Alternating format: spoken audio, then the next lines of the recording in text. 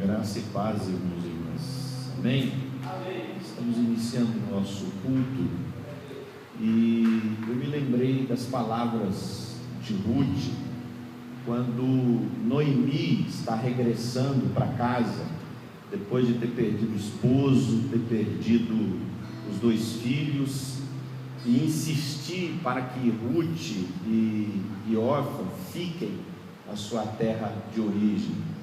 E Ruth vai dizer para Noemi: não insistas comigo para que eu te deixe, porque aonde tu fores eu irei, aonde tu pousares eu pousarei, o teu Deus é o meu Deus, e só tem uma coisa que vai me apartar de ti, apenas a morte. Essa expressão de Ruth em relação a Noemi reflete muito claramente para nós o compromisso que Ruth, mesmo sendo alguém que aparentemente não conhecia esse Deus que se revelou a Abraão, esse Deus que ia se revelar em Jesus Cristo, mas dentro dela já acontecia um movimento divino, a ponto dela dizer: eu vou estar com você, eu serei sua amiga até o fim, só a morte vai me separar de você. Quero te convidar a se colocar de pé nesse instante, para que a gente ore, porque o mesmo Deus que atuou na vida de Ruth, mesmo ela não sabendo muitas coisas sobre esse Deus, é o Deus que também quer agir e atuar na minha vida e na sua vida, para que a resposta minha e sua, diante dos desafios, das tribulações que o outro está vivendo, seja as palavras de Ruth: olha, eu vou estar com você. Não adianta insistir para eu te deixar, não adianta insistir para eu não orar por você, não adianta insistir para eu não te cobrir de palavras de consolação, não adianta insistir para que eu não te lembre que o Senhor te ama, porque só a morte vai me fazer calar, porque eu vou estar com você. Eu quero abençoar você, eu quero acompanhar você, eu quero orar por você, eu quero ministrar você. Que esse seja o nosso compromisso, movidos pelo Espírito de Deus. Pai, nós te louvamos nesse tempo, te damos graças, Senhor, porque tu nos fazes recordar, ó Deus, personagens bíblicos como Ruth, que expressam para nós com muita clareza, ó Deus, o que é ser tocado pela presença de um Deus que se compromete conosco, um Deus que diz: não adianta insistir para que eu te deixe, não adianta insistir para que eu deixe de te amar, para que eu deixe de caminhar contigo. E é assim, Senhor, porque o salmista no Salmo 139 diz que tentou fugir da tua presença, mas para onde ele foi, tu lá estavas, Senhor. No alto do monte tu lá estavas, no profundo do abismo tu lá estavas.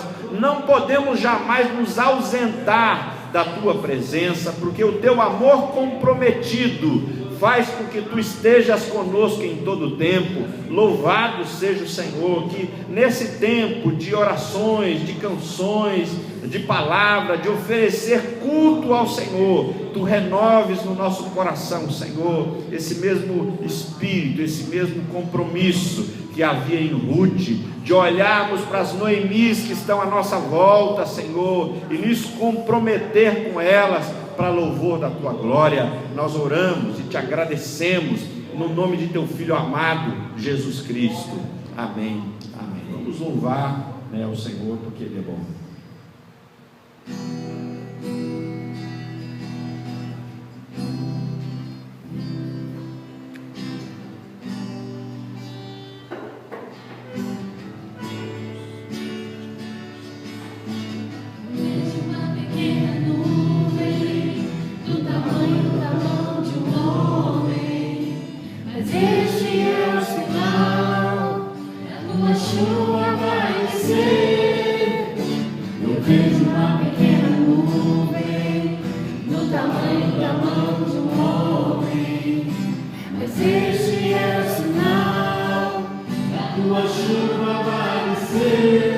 Vai chover.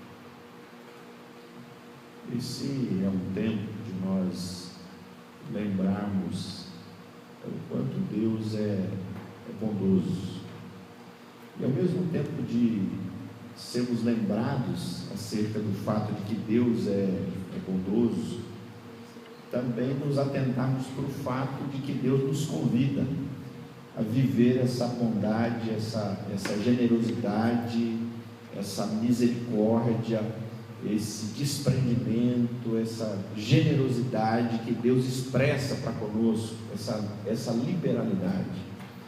Portanto, é a hora em que nós somos convidados a pararmos para pensar como Deus quer que nós administremos os recursos que Ele coloca na nossa mão.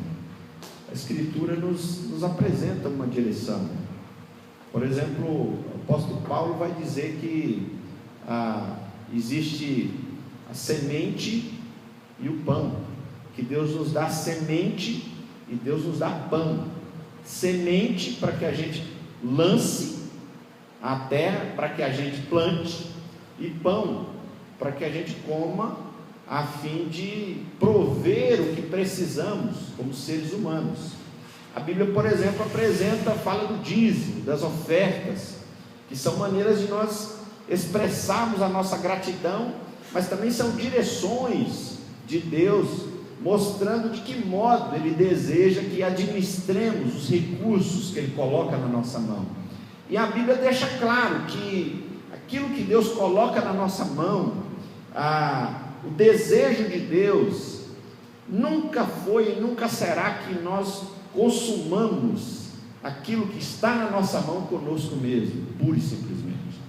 O apóstolo Paulo diz na sua carta a Timóteo que nós podemos usar os recursos que Deus coloca em nossas mãos para o nosso próprio deleite, mas também para abençoar outros, para praticar boas obras. Então esse é o momento de lembrar você, de eu me lembrar que Deus deseja, quando coloca ou derrama bênçãos sobre nós, que nós compartilhemos essas bênçãos.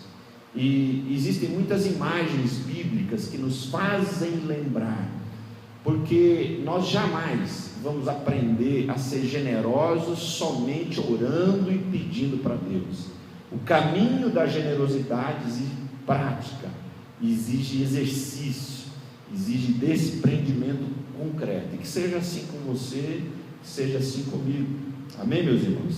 Que a pandemia, ainda que seja um tempo que ouvimos tanto sobre mortes, mas que essa morte não ocorra, a morte da nossa generosidade, pelo contrário, que esse tempo seja um tempo de expressarmos ainda mais a nossa generosidade. Que Deus nos abençoe nesse propósito. Eu quero te convidar para abrir então o livro de Josué, ainda no capítulo 1. Essa é a nossa quarta mensagem,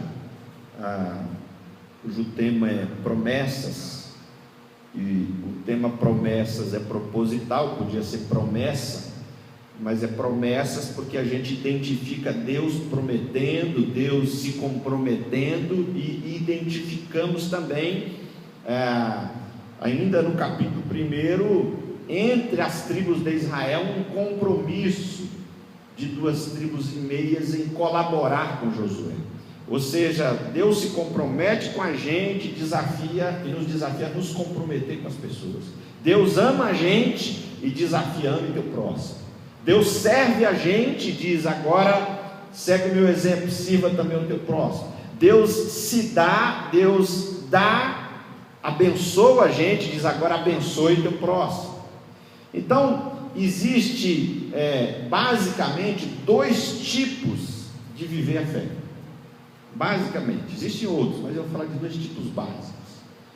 Um que recebe de Deus as bênçãos, a graça, o perdão, e celebra o perdão recebido, a graça recebida, o ensino recebido, o amor recebido, e é só isso. E é só isso. E é bom que faça isso, mas é ruim quando é só isso. Porque existe um outro tipo de espiritualidade, de caminhada de fé, que a gente enxerga nos homens de Deus e mulheres de Deus na Bíblia. Qual é a outra caminhada? Qual é outro tipo, outro jeito de viver? É aquele de quem recebe a graça de Deus, recebe a dádiva, recebe a bênção, o perdão e compartilha. Recebe perdão e compartilha perdão. Recebe bênçãos e compartilha bênçãos. Recebe dons espirituais e compartilha serviços. Então veja, existem basicamente duas maneiras de caminhar, de fazer a nossa jornada espiritual. E o livro de Josué vai nos lembrar um pouco disso, de que Deus promete, se compromete, mas deseja que eu e você, a semelhança de Deus, porque lembra, a Bíblia diz que nós somos feitos o que? A sua imagem e semelhança. Então a semelhança de Deus, nós nos comprometamos também. Amém, irmãos? Então eu quero ler no capítulo 1 ainda, do verso 11 ao 15, esse momento em que Josué vai mobilizar o povo, mobiliza os líderes vão até o arraial conversar com o povo, para que eles se preparem para entrar e possuir a terra. Olha só, diz assim, verso 10 é melhor, diz: então deu ordem Josué aos príncipes do povo, dizendo: passai pelo meio do arraial, e ordenai ao povo, dizendo: provede-vos de comida, porque dentro de 3 dias passareis este Jordão, para que entreis na terra que vos dá o Senhor, vosso Deus, para a possuirdes. Veja, o Senhor dá, mas vocês precisam entrar e possuir. Verso 12: falou Josué aos Rubenitas e aos Gaditas e à meia tribo de Manassés, dizendo: lembrai-vos do que vos ordenou Moisés, servo do Senhor, dizendo: o que o Senhor vosso Deus vos concede, o Senhor vosso Deus vos concede descanso e vos dá essa terra. Vossas mulheres, vossos meninos e o vosso gado fiquem na terra que Moisés vos deu, deste lado do Jordão. Porém vós, todos os valentes, passareis armados na frente de vossos irmãos e os ajudareis, até que o Senhor conceda descanso a vossos irmãos, como a vós outros, e eles também tomem posse da terra que o Senhor vosso Deus lhes dá. Então tornareis a terra da vossa herança, e possuireis a que vos deu Moisés, servo do Senhor, deste lado do Jordão, para o nascente do sol. Até aí, amém, meus? Até aí. Por que é importante então nós falarmos sobre promessas, de um Deus que se compromete, que nos chama ao compromisso? Bom, por várias razões. Eu citei na nossa primeira mensagem 3 fenômenos, digamos assim, que acontecem já, algumas décadas atrás. Outros vão ganhar um corpo mais recentemente, ou pelo menos a gente ouve falar. E eu citei, por exemplo, o fenômeno lá do namoro descomprometido, do que a gente chamava lá no interior de Minas, já a gente ouvia falar do ficar, que é essa ideia de alguém se relacionar com alguém sem comprometimento, sem ter em vista a prática da fidelidade, mas apenas esperar para ver no que vai dar. Eu citei também um outro fenômeno que nos nossos dias a gente chama de inadimplência, que é a ideia do descompromisso nas finanças, de alguém que assume um compromisso financeiro, mas que depois vai ver se vai dar certo, se consegue arcar. Alguém um dia, hoje reside nos Estados Unidos, me disse: lá é assim, a gente compra e depois vê se vai conseguir pagar. Não sei se lá é bem assim, mas é interessante essa lógica de a gente compra e depois vai ver se dá para pagar, e ver como é que paga e se vai dar para pagar. Então essa é uma questão. Um outro fenômeno muito comum nos nossos dias, e eu citei um exemplo de uma pessoa que eu conhecia há mais de 10 anos atrás, que estava participando já da 4ª ou 5ª igreja, ou seja, ele participou de uma, congregou, se tornou membro, e alguma coisa não deu certo, ele foi para a 2ª, alguma coisa não deu certo, ele foi para a 3ª, alguma coisa não deu certo, ele foi para a 4ª, e agora já não existia mais uma igreja, uma comunidade que fosse ideal, ou que fosse assim, digna de tê-lo entre eles. O negócio chegou nesse nível. Então, 3 fenômenos: de natureza, compromisso nos relacionamentos, o compromisso com a comunidade de fé e o compromisso com as finanças. Existem outras coisas acontecendo que revelam o descompromisso, mas esses 3 fenômenos todo mundo pode identificar facilmente. Daí é importante o tema promessas, porque Deus se compromete, e Deus dá a sua palavra, e Deus honra a sua palavra, e Deus não é homem para voltar atrás no que Ele disse, e Deus não é homem para mentir quando fala. E quando Deus promete, o nome de Deus, o caráter de Deus, a idoneidade de Deus, a reputação de Deus está envolvido no que Ele fala. Então isso é um tema importante para nós nos nossos dias. E Deus prometeu para esse povo uma terra, já desde a época de Abraão.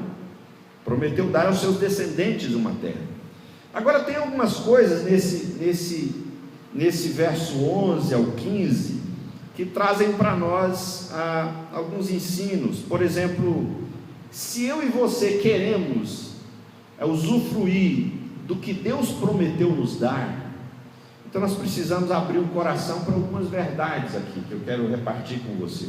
Por que eu estou dizendo isso? Pode ser que nós não queiramos o que Deus tem para nos dar. Às vezes Deus tem alguns filhos espirituais para nos dar, e nós queremos escolher os filhos espirituais que vamos cuidar.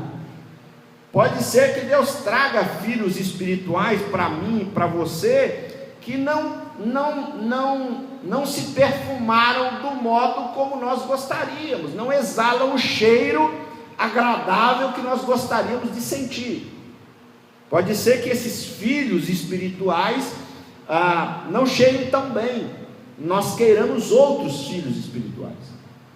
Pode ser que o projeto que Deus tem para dar e concretizar na minha e na sua vida não seja o que nós mais gostaríamos. Então, por isso, se você quer o que Deus tem para te dar, não o que você sonhou, mas o que Deus tem para te dar, então abre o teu coração para algumas verdades. Se nós queremos o que Deus tem para nos dar, primeira coisa, verso 11, quando Josué fala para os seus líderes e orientar o povo, e ele diz assim,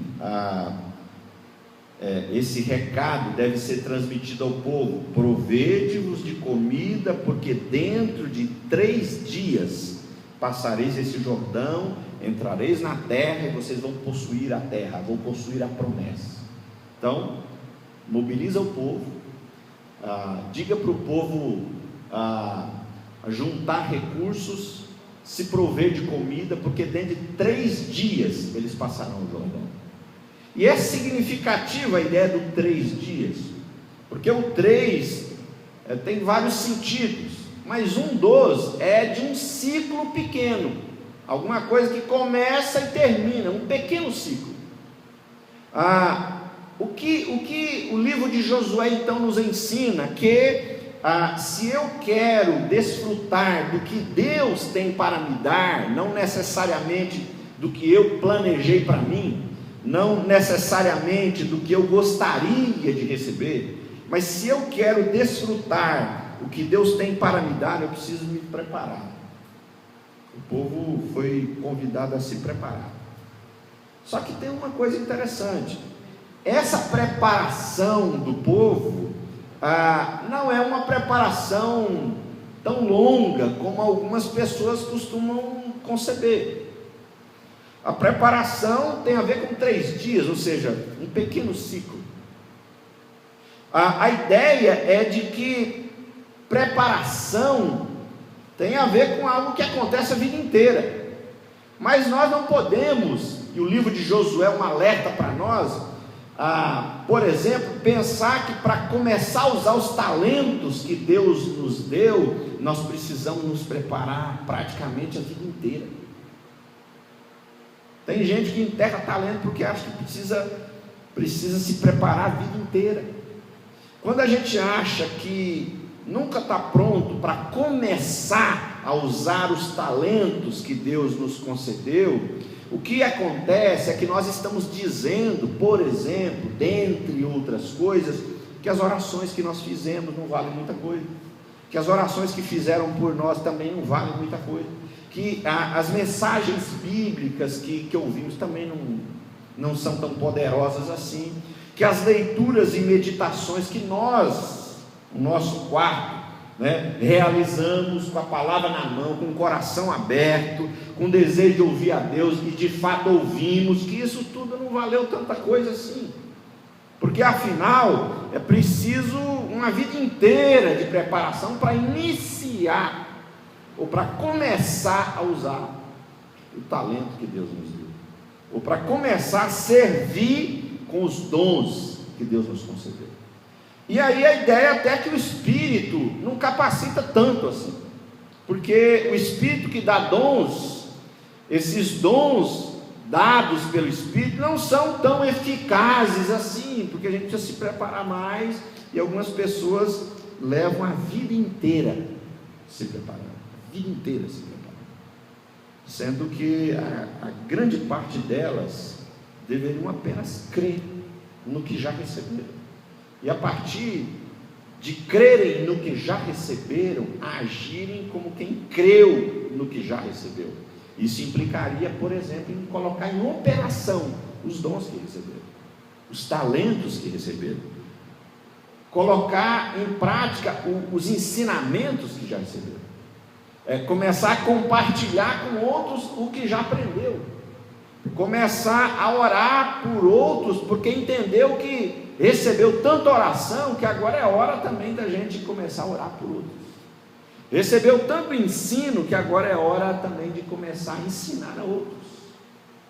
Eu me lembro que no início da minha caminhada eu vendia consórcio, e 1 ano talvez de caminhada na fé, e a gente tinha uma equipe de vendedores que trabalhavam por telefone, e aí eu tinha o que era uma coisa embrionária ainda, podia chamar alguém que junto, bem, um sócio, e então nós montamos uma equipe de alguns meninos da igreja também, e antes de começarmos, a gente reunia esse pessoal, eu abria a Bíblia, relia o texto que o pastor pregou no domingo, se caso a gente estava se reunindo na segunda, por exemplo, e falava o que eu lembrava do que o pastor pregou no domingo, e orava com eles ali antes da gente começar,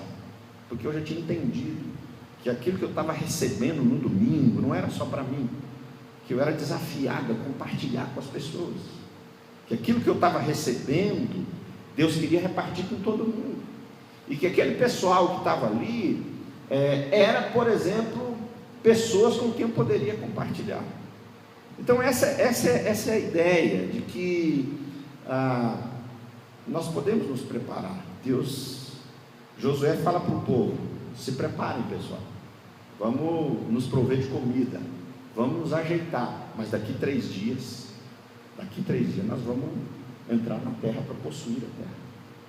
Se eu quero desfrutar do que Deus tem para mim, pode ter certeza, eu preciso me preparar, mas jamais isso vai levar a uma vida de preparação, até porque certas preparações, elas vão acontecer enquanto nós estamos andando no caminho, enquanto nós estamos colocando a serviço os dons que recebemos.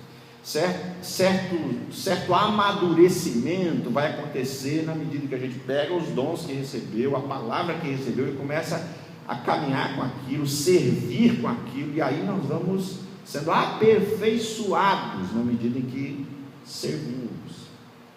Bom, se você quer usufruir do que Deus tem para te dar, conforme o texto de Josué, então se prepare sim. Mas quem sabe você já está bem pronto para começar. Já passou da hora de começar.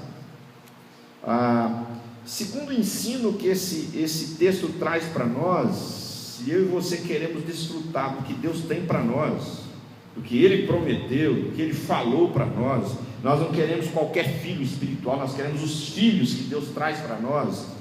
Como Jesus diz, aquele que o Pai traz a mim, de modo algum lançarei fora. Bom, a segunda coisa, não há como a gente desfrutar do que Deus tem para nós sem a gente observar os homens e mulheres que são referência na caminhada da fé. Esse texto de Josué começa no capítulo 1, verso 1, falando que Moisés morreu. Moisés morreu. Mas se você voltar um pouco antes, em Deuteronômio 34, você verá, por exemplo, que o texto diz sobre Moisés, que nunca houve um profeta como Moisés, que conforme o verso 10, que o Senhor tratava com ele face a face, nunca se levantou alguém como Moisés. O livro que estamos lendo e meditando é o livro de Josué, mas o nome de Moisés, algumas pessoas, alguns comentaristas vão dizer, aparece mais de 50 vezes no livro de Josué, ou cerca de 50 vezes. Se você observar rapidamente aqui, dá uma passada de olhos no verso 1, a escritura abre o livro de Josué falando sobre que Moisés morreu, servo do Senhor, Moisés, às vezes é essa expressão que vai acompanhar o nome de Moisés, o servo do Senhor. Mas se você ir para o verso 2, o nome de Moisés vai aparecer de novo, Moisés, meu servo. Se você for para o verso 3, o verso acaba dizendo como eu prometi para Moisés. Se você pular para o 5, você vai dizer vai ler como fui, na metade do verso, como fui com Moisés, assim serei contigo. Se você pular para o verso 7, quando Deus diz para Josué ser forte e corajoso, tenha cuidado de fazer tudo conforme a lei que meu servo Moisés. E daí se você for para o 13, para o 14, para o 15, para o 17, o nome de Moisés está lá. O livro é de Josué, mas Moisés não cai no esquecimento, porque a gente não caminha na fé sem referências. Quando eu me lembro, não existia GPS, não existia busca pela internet para você conhecer um trajeto, o percurso que você faria para sair de Ribeirão e chegar num outro lugar desconhecido.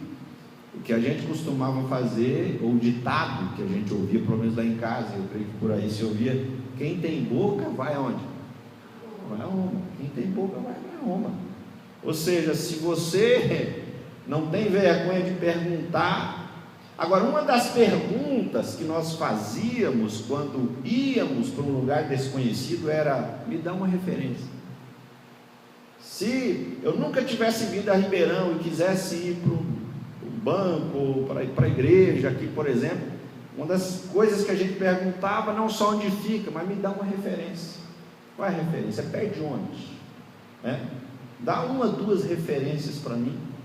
Eu lembro algumas vezes de marcando alguma consulta para levar um filho em Londrina, em algum lugar que eu nunca tinha ido. Uma das coisas que a gente sempre pergunta, me dá alguma referência, é perto de onde? Qual é a referência? Me dê duas referências. Por quê? Porque não dá para caminhar em terra estranha sem referência. E Josué vai fazer esse percurso de liderar o povo, coisa que lhe era desconhecida, e ele não vai fazer isso sem referência. O povo também não vai entrar na terra sem a referência de Moisés. Quando Josué vai conversar com o povo no verso 13, olha só, que lembrai-vos do que vos ordenou Moisés, servo do Senhor. Lembrem-se do que Moisés falou. Josué não abandona o passado do povo. Josué não joga fora a história do povo, porque Josué acredita que ele não está inventando a roda, que Deus já vinha falando desde Abraão. que ele chegou, e essa história de que Deus vai agir porque a gente está aqui, isso é conversa. Deus já está agindo faz tempo. Inclusive, se a gente está aqui, é porque Deus já agiu. Essa história de que a gente faz e Deus se move é conversa. Se a gente se move, é porque Deus já se moveu antes. Paulo já diz essa verdade em Romanos, quando diz: porque dele, por ele e para ele são todas as coisas. Ele é o princípio, é o meio e o fim. Hebreus, no capítulo 12, vai dizer que ele é o autor, ele dá origem à fé, e ele é o consumador, ele leva até o final. Então começa nele, é sustentado por ele e termina nele. Essa é a ideia. E talvez o povo não diria com essas palavras que eu acabei de dizer, mas o povo entende que Deus já começou uma obra, que Deus já falou com Moisés. Então nós precisamos lembrar o que Deus falou para Moisés, porque foi Deus, não foi um Deus, um ídolo. Josué entende, ele caminhou com Moisés, era auxiliar, era servo de Moisés. Isso é interessante. E aí eu e você precisamos pensar: quem são as nossas referências? Quem serve de referência espiritual para a gente na caminhada? Quem é que serve? Talvez a gente se agarre a referências de uma pessoa porque ela tem uma certa popularidade, ou porque parece ser um homem de Deus, ou uma mulher de Deus, ou sei lá. Mas é interessante que Hebreus, por exemplo, diz que nós devemos nos atentar para os nossos guias espirituais e olhar para o fim da sua vida, para o fim. Não importa só como é que eles começaram, importa como eles estão terminando a sua trajetória. E é impressionante isso. Quando a gente vê e olha, existem muitas pessoas por aí assim, que a gente olha e vê: começou o bom combate, está terminando o bom combate, combateu a fé, e está terminando com firmeza, com coração aquecido, com fidelidade, está terminando frutificando. Isso é bonito. Esses que devem ser, ou essas que devem ser referência para nós, porque às vezes nós somos atraídos, apenas pela aparência. E Josué não tinha em Moisés alguém que ele conhecia aparentemente. Josué conhecia Moisés de perto. Josué foi servo de Moisés. Josué estava ali nas experiências que Moisés tinha na tenda da congregação, quando a glória de Deus se derramava. Josué era afetado profundamente pela vida santa que Moisés vivia. Então Josué conhecia Moisés. Moisés era esse modelo de caminhada espiritual para Josué. Aí a gente se pergunta: quem é que anda sendo referência para nós? Talvez a gente pense: eu mesmo sou referência para mim. Não. A Bíblia não aponta essa caminhada em solidão. Em solidão. A Bíblia nos mostra que existem homens e mulheres que são referência, ou que deveriam ser referência para nós. Por exemplo, Eliseu. Elias foi referência para Eliseu. Por exemplo, Paulo foi referência para Timóteo. Quando ele escreve a carta, ele diz: meu filho Timóteo. Timóteo caminhou com Paulo. Nós precisamos de referências espirituais. Outro dia eu estava lendo o livro do Agostinho, um homem que viveu, um cristão que viveu final do 4º século, entrou no 5º século, escreveu o livro Confissões. Coisa extraordinária. Um irmão nosso que viveu lá no ano nasceu no ano 390 alguma coisa, e viveu até o ano 400 alguma coisa. E aí você vai lendo as confissões, o que ele relata da intercessão da sua mãe, como aquela mulher pranteava ao vê-lo perdido, mergulhado em seus vícios. E ele relata que um dia sua mãe foi conversar com o bispo da igreja, dizendo: bispo, por favor, vá conversar com meu filho, ele está perdido.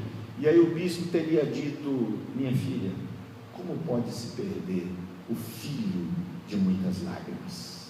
Ou seja, como ele pode se perder se você derrama lágrimas e lágrimas em oração e intercessão? Você acredita mesmo que ele vai se perder? E aquilo foi um conforto, um consolo espiritual para a vida dela. Veja alguém lá que já morreu faz tempo, mas que faz parte daquilo que Hebreus chama da nuvem de testemunhas, que faz parte do grupo de irmãos e irmãs da fé, que já partiu, mas é nosso irmão na fé, e que de algum modo tem muita coisa para nos dizer sobre essa caminhada com Deus. E aí você vai lendo, você percebe que tem coisas ali, quantos anos se passaram, mas tem tudo a ver com hoje, a paixão, né?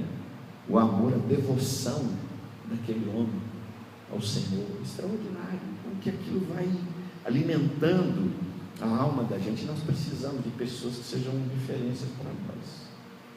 Se você quer usufruir do que Deus tem para te dar, você precisa olhar para as referências, os homens e mulheres que vão.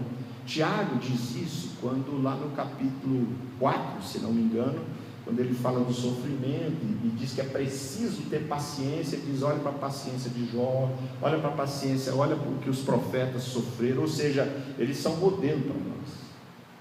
Precisamos olhar, porque às vezes nós olhamos para o lado errado, nós olhamos para quem está naufragando na fé, para quem está sucumbindo, para quem está se perdendo na fé. E em alguns momentos nós somos tentados a nos perder também, justificando que aquele está indo por esse caminho. E quando nós olhamos à volta, nós enxergamos tantos que estão agarrados na rocha e que não largam por nada, porque entenderam que Jesus é a rocha e é o seu amor maior. Amém? É seu amor maior. E para encerrar, irmãos, essa terra que Deus prometeu dar para Israel é um lugar que, conforme o verso 13 e 15, é um lugar associado a descanso, né? Veja o verso 13, parte D, dizendo: o Senhor vosso Deus vos concede descanso e vos dá essa terra. Ou seja, vocês estavam lá no Egito, era uma terra de trabalho ininterrupto, todo dia, a terra da opressão, não tem descanso, né? O verso 15 reforça: até que o Senhor conceda descanso a vossos irmãos e vocês tomem posse da terra. Essa ideia de que Deus está conduzindo não só para uma terra, mas para um descanso. Hebreus capítulo 4 vai trabalhar essa ideia também de que Deus conduziu o povo para o descanso. O descanso, isso é extraordinário, porque é o contrário do Egito, onde o povo trabalhava forçado, onde o povo era oprimido. Agora Deus está conduzindo o povo para o descanso. Extraordinário, para o descanso. Porque Deus não deseja que a gente fique mergulhado em projetos que no fundo trazem um cansaço enorme para a nossa alma. Você quer viver uma vida que traz um cansaço enorme para a nossa alma? É quando a gente quer viver à procura de grandes coisas. O Salmo 131, se não me engano, o salmista diz: Senhor, eu não ando à procura de grandes coisas. Eu fiz sossegar a minha alma como uma criança desmamada no colo de sua mãe. Assim eu estou tranquilo. Mas quando nós vivemos o inverso, quando nós andamos à procura de grandes coisas, quando nós estamos só à procura de grandes êxitos, quando nós estamos em busca o tempo todo de coisas grandiosas demais, o que nós trazemos para nós é uma vida de cansaço. Aliás, tem um autor coreano que escreveu um livro falando sobre a sociedade do cansaço. Sociedade do cansaço, porque nós somos esse povo que anda à procura de grandes coisas. Mas Deus tem um projeto para o povo, quer dar algo para o povo, e isso não tem a ver com cansaço, tem a ver com descanso. Não é um mero descanso físico, de deixar de trabalhar tanto quanto no Egito, mas é um descanso também para a alma. É um descanso também para a alma, porque aqueles que supervisionavam o trabalho dos israelitas não só os forçavam a trabalhar sem parar, mas também eram uns diabos na vida daquele povo. Não dava descanso para a sua alma, para a sua mente, para o seu coração. Eram opressores que oprimiam, que falavam, que cobravam o tempo todo. E o que Deus tem para nós não tem nada a ver com isso. O que Deus tem para nós, o que Deus tem para nos dar, vai promover descanso. Vai promover descanso na nossa alma. Não quer dizer que nós não vamos trabalhar, não quer dizer que nós não vamos nos cansar, porque se fosse assim, então Deus não teria filhos para nos dar, né? Que você quer um negócio que vai exigir de você ter filho ou filha, né? Não tem a ver com o fato de que nós não vamos nos cansar, que nós não vamos nos desgastar, mas tem a ver com um viver em descanso, um viver descansado no perdão de Deus, na bondade de Deus, em saber que eu estou usufruindo do que Deus me deu. Isso traz um descanso enorme. Eu não preciso querer o que o outro tem, eu não preciso querer a vida do outro, isso é inveja. Mas quando eu estou disposto a abraçar o que Deus tem para mim, não interessa o que o outro tem, eu posso me alegrar pelo que o outro tem, mas o que importa para mim é o que Deus tem para mim. Isso traz um descanso extraordinário, ainda que eu ache que seja pouco, mas se é o que Deus tem para mim, eu quero é isso, eu não quero nem mais nem menos. Eu quero te convidar para se colocar de pé. Nós vamos ouvir um cântico e depois nós vamos orar. Você de fato quer o que Deus tem para você? Você quer o que Deus?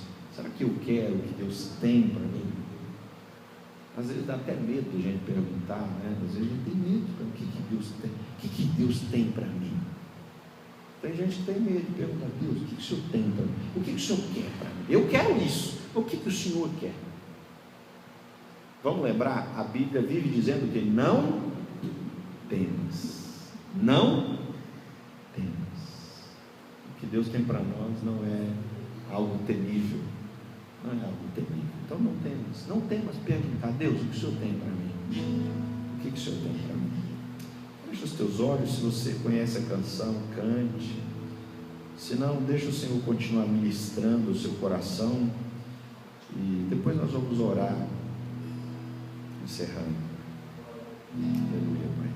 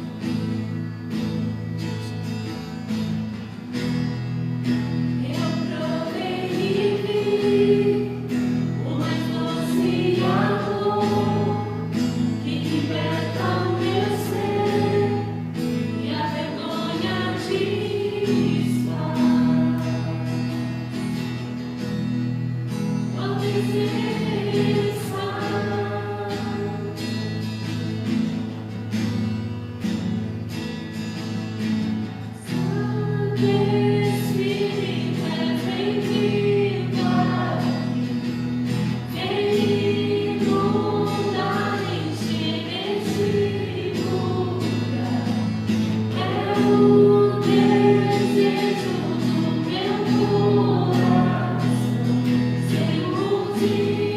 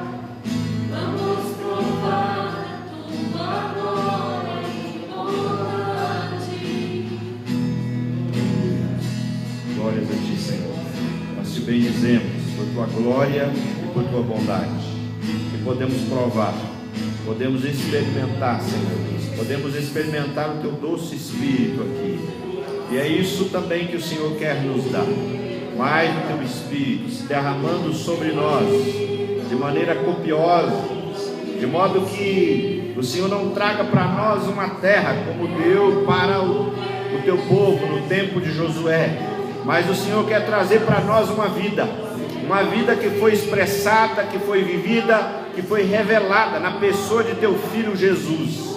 E nós queremos te pedir, ó Pai, ó Deus, nos ajuda mesmo, nos ajuda a ir nesse rumo, nessa direção, de tomar posse dessa vida que tu tens para nos dar na pessoa de teu Filho Jesus, a fim de que o nosso coração seja embriagado do Espírito Santo, a fim de que a nossa mente seja renovada, Deus, para que o presente século não dê forma às nossas ações, não dê forma aos nossos valores, não dê forma ao nosso estilo de vida, mas que seja a mente do Espírito que age em nós, que dê forma a tudo que a gente faz, que dê forma a tudo que a gente pensa, que dê forma aos nossos sonhos, aos nossos projetos, a ponto de que queiramos o que o Senhor quer, a ponto de que as nossas orações se tornem orações de fato em nome de Jesus, para que o Senhor, ao olhar para a nossa experiência de oração, possa se deleitar, possa dizer: esse é meu filho amado em quem me comprazo,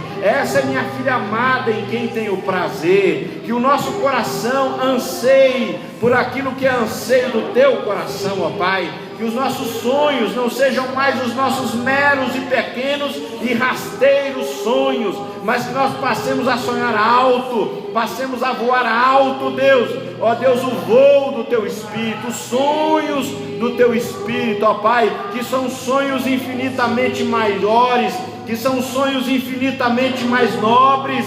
Ó Espírito Santo de Deus, nós te pedimos, envolve-nos nessa noite, para que nosso prazer, para que nosso deleite seja desfrutar daquilo que o Senhor tem para nós, desfrutar daquilo que o Senhor serve para nós, desfrutar das promessas em Cristo que tu tens para nós.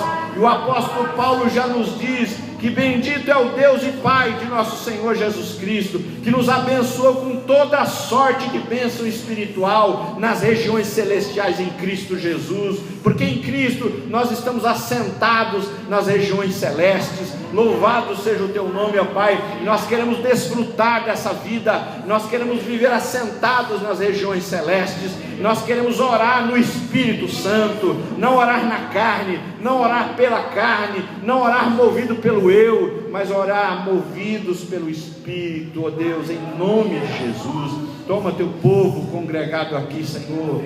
Toma teu povo que se reúne pelo teu nome. Toma, Senhor, as famílias que estão representadas aqui, os lares, as vidas a quem o Senhor ama, a quem o Senhor quer bem, ó Deus, que são preciosos e preciosas aos teus olhos, que são vasos aos olhos humanos, meros vasos de barro, frágeis, mas que carregam dentro de si a excelência do teu tesouro, que carregam dentro de si a excelência da tua presença, Senhor, porque o Senhor os ama, porque o Senhor os ama com amor eterno. Louvado seja o teu nome. Renova, Senhor, cada coração, cada mente, cada consciência. Dá a eles a tua paz abundante, para que eles desfrutem daquilo, de tudo aquilo que o Senhor tem para dá-los, em nome de Jesus. Que o Senhor seja conosco, que o Senhor te abençoe, meu irmão, minha irmã, que o Senhor te fortaleça na jornada, na caminhada, que o Senhor derrame paz abundante sobre a tua casa, que o Senhor te dê braços fortes para trabalhar, mas com o coração tranquilo e em paz. Que o Senhor te faça assim, dedicado, empenhado, que o Senhor te permita assim as experiências do cansaço fisicamente, mas que o teu coração, a tua alma esteja descansada nele, hoje e sempre. Que a bênção do Deus que é Pai, que é Filho e que é Espírito Santo se derrame sobre você, sobre a sua casa, hoje e sempre. Amém, amém. Que Deus te abençoe, meu irmão, minha irmã.